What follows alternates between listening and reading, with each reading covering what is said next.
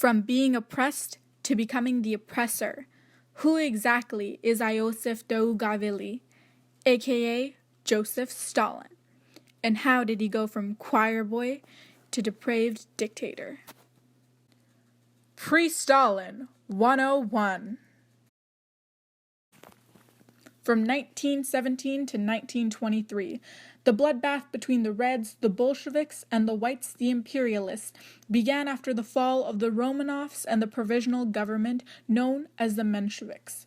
The Red Army represented the blood of the working class, the peasant army, also pro-revolutionaries. They were led by Vladimir Lenin's right-hand man, Leon Trotsky. The Whites, led by Alexander Kolchak, was a pro-imperialist army, and they were anti-revolutionary.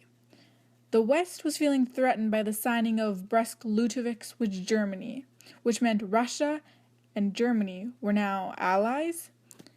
The US, Britain, France, and Japan were sending troops to help out the White Army to victory. In the end, the Red Army did win, and Russia was under the Bolshevik rule.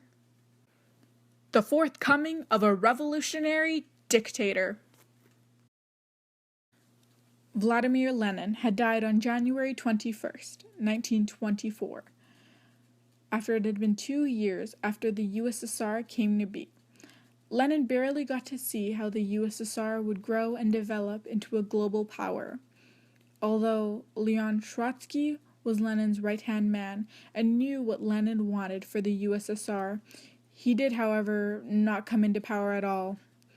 Iosif Dougauvili, or better known as Joseph Stalin, was not who Lenin had in mind to take over as the leader of the USSR. Joseph Stalin had very different plans. Stalin was eager and hungry for power. He was the general secretary of the USSR, but Lenin wanted to take all that power away from him, because Lenin was suspicious of Stalin and thought Trotsky was way more capable and had an even temper. Stalin was looking for his ways to denounce the testament that would ruin his career and image as a politician.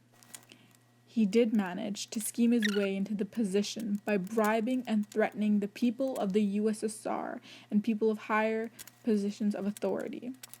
He also used his current role as the General Secretary to put his supporters on the Central Committee. After that, it wasn't long before Trotsky was exiled and Stalin was in the position. The crisis.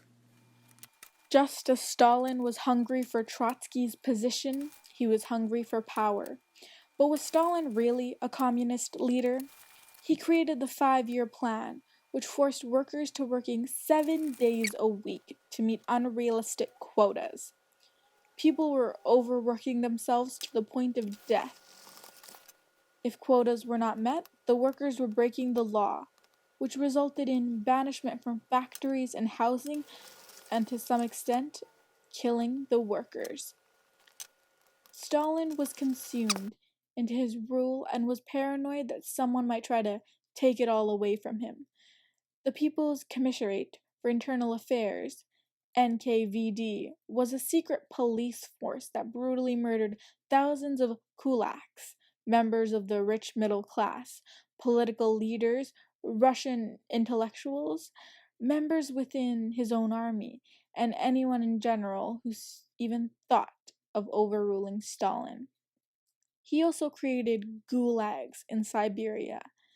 They were forced labor camps for the kulaks, political prisoners, and anyone that was considered an enemy in Stalin's eyes. Stalin was willing to stay in power at any cost. This mass murder was known as the Great Purge, which occurred from 1932 to 1938. An estimated 1 million people died in the killings, and 20 million had been sent over to the gulags, where half of them were killed because of extreme conditions. In 1932 to 1933, he forced Ukraine to hand over all of their farming resources and production to Russia. Ukraine was the breadbasket to the USSR. When Ukraine asked for food from Stalin, He outright refused and said they had enough. This was seen as the silent genocide. Stalin's decision managed to starve the nation of Ukraine, and 1.8 to 2 million people died from starvation and this famine. Was it worth it? Stalin instilled this fear in people, but did this actually work? Stalin's rule is arguably not the communist way, because he was very much a dictator.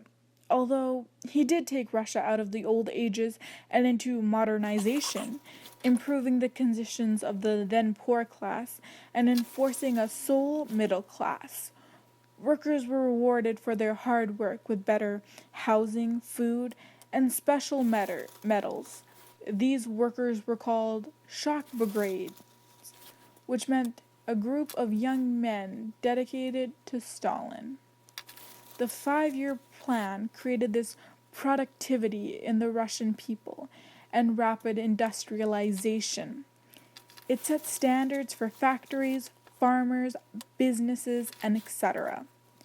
He educated workers in the city factories, including 13 million women working in the factories. With vast mass production, Stalin was able to turn Russia into a global power once again. During the Great Depression in the 1930s, Russia was at a benefit because people had equal employment opportunities and everyone was working.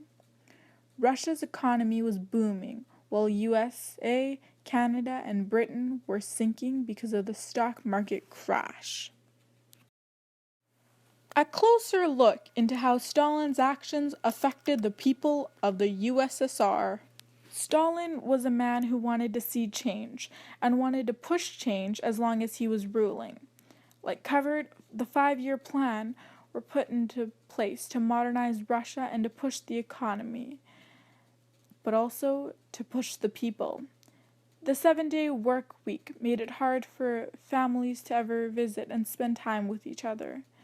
Days off were assigned by the employer's choice because of the coverage of the schedule. Families were also physically pushed into tiny apartments. Multiple families were crammed into these tiny homes. There was no personal privacy.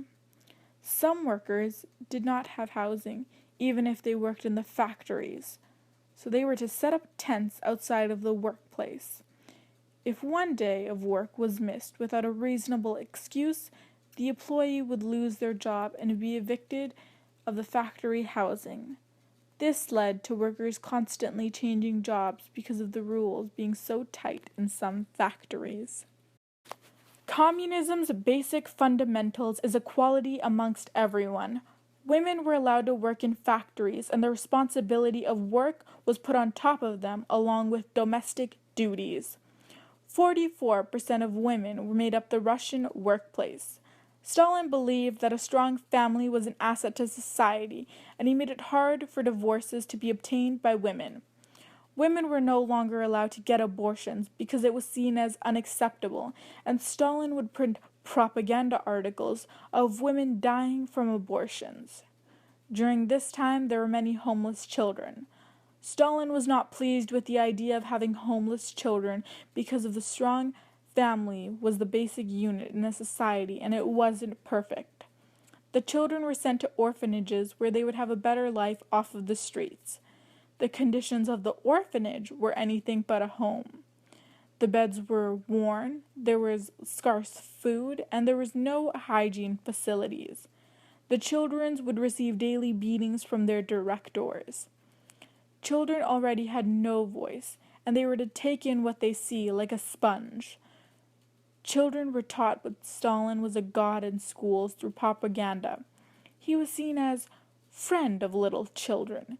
There were pictures of him playing with children with a big old smile on his face. Children as little as 2 were kept in these confinement camps, gulags, and were kept in the camp nurseries, where the conditions were absolutely horrendous because of the cold, scarce food, and the older children that were scared to speak, that they would shake. At the age of 12, children were served as adults. These children were sexually and physically abused in these prisons. Overview. Stalin stood at 5 feet and 4 inches, and he was criticized for that because of President Harry S. Truman calling him a little squirt. Well, he may have been a small man, but he had big ambitions, which caused a global impact that changed the present and the future. Stalin quotes, "A single death is a tragedy. A million dead is a statistic." There is no denying that Stalin did kill millions of people in the Great Purge or the Holodomor genocide.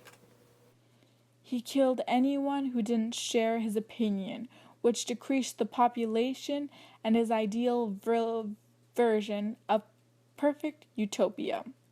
Stalin wanted to see change fast, so he would create this perfect utopia quickly. Young boys were completely infatuated with Stalin and did absolutely everything they could to be noticed by him, and once they were giving tokens of appreciation. Stalin wanted yes men in this perfect utopia he envisioned. In his mind, that was the right way to do things, and getting rid of all the naysayers was a must. He wanted to take 100 years of progression and condense into 10. People were hurt, and they had died because of the 5-year plan, which consisted of unrealistic quotas. And if you did not meet the quotas, you were thrown into the streets, and it was on your record, making it hard to find employment elsewhere. The 5-year plan, however, did work because the country did modernize and push itself further to becoming one of the global powers. People wouldn't say much to Stalin because everyone living in the USSR were fearing of him, or anyone who tried to speak up were killed. Everyone had to face Stalin's cruel brutality. Yes, there was equal employment opportunities for men and women, guaranteed housing, which was actually a small space shared by multiple families, and food was given to anyone who worked in those factories. Stalin only implemented those communist fundamentals in the workplace. Anywhere else, people were suffering. Women would not speak, and children were neglected and were spawns to propaganda. Later, those children would become the next generation of yes men to Stalin, and his terror would continue. His heart was not at a great place. He was not passionate about communism like how Lenin was. Stalin was hungry for power from the day he joined the Bolsheviks. The only way he could justify his actions was seeing people struggling in his society because he looked straight ahead and never took a minute to realize what he was causing. Stalin's era of ruling was anything but a perfect utopia for communism. However, the propaganda that Stalin spread around the USSR made it seem like it was a dictator's dream come true.